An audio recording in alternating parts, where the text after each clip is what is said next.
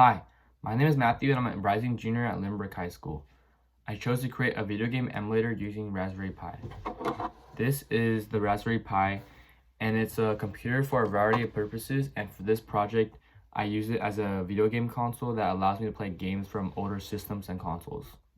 So for my first milestone, I finished downloading RetroPie and I got it to work on my monitor.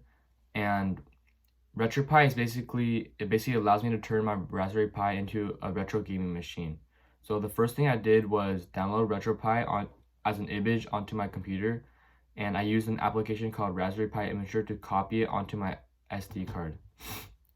This took a couple of tries for me because the security system on my computer wouldn't allow me to open Raspberry Pi Imager, so I had to bypass this by writing a command into terminal. After I got the image onto my SD card, I started to assemble the hardware and plug in everything.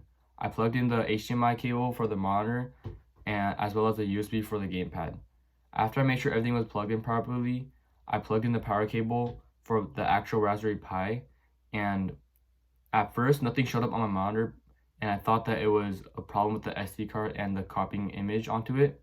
But after playing around with it for a while, I then found out it was the problem with the monitor and that I had plugged it in the wrong way.